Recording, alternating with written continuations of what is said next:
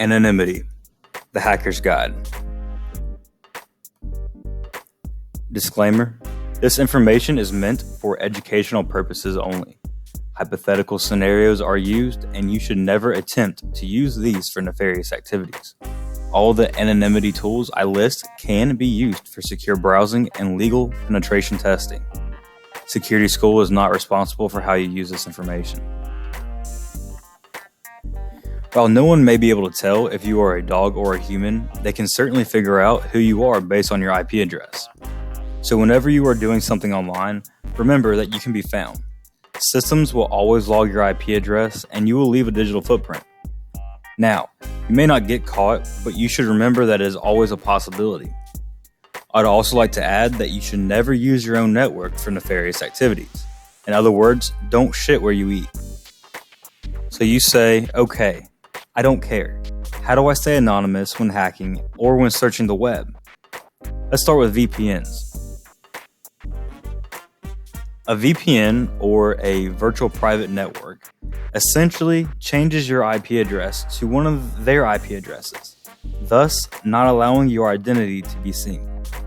It is important to use a VPN that does not store logs. Most of the good VPNs that do not store logs cost money. This factors in another issue of anonymity. This is now another factor that you should be aware of because they can trace that back to you. There was recently a VPN that stated they did not keep log files, and in fact they did. So do not trust any company and do not rely on this as your sole source of anonymity. Proxy chains. A proxy chain is a series of proxies that your connection is routed through, so you are not directly connected to the site itself. By using multiple and foreign proxies, we can make it more difficult to be found. The downside of this is that DNS leaks can occur, which is when your actual IP address is revealed. This is not good.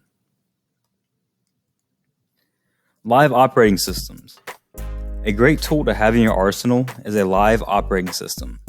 This is an operating system that can be booted from a CD or a USB drive. An example is the popular operating system Tails. Tails is a live boot OS that directs all traffic through the Tor network. It claims to leave no trace on the host OS and encrypts everything.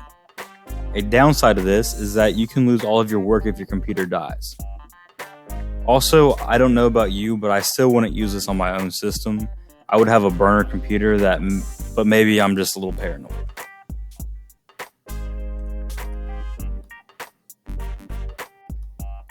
Tor. Tor at one point in time was great for anonymity, and it still is if used correctly. And by correctly, I mean pairing it with a VPN. Tor operates by sending your traffic through nodes, also known as relays. All of your traffic enters through an entry node, and then it exits through an exit node. Your ISP can see the traffic going into the entry node and leaving the exit node. So you want to start a VPN service and then connect to Tor. Also note that there are quite a few Tor alternatives, but it's kind of like the Bitcoin of anonymous browsing.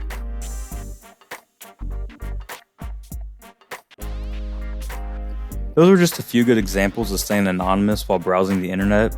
I have a few more tips that I'd like to state as well. Be sure to check for DNS leaks. There are many sites that you can go to that will show you if you do have a DNS leak. Remember to use public Wi-Fi and use a live operating system. Just make sure you're watching out for security cameras.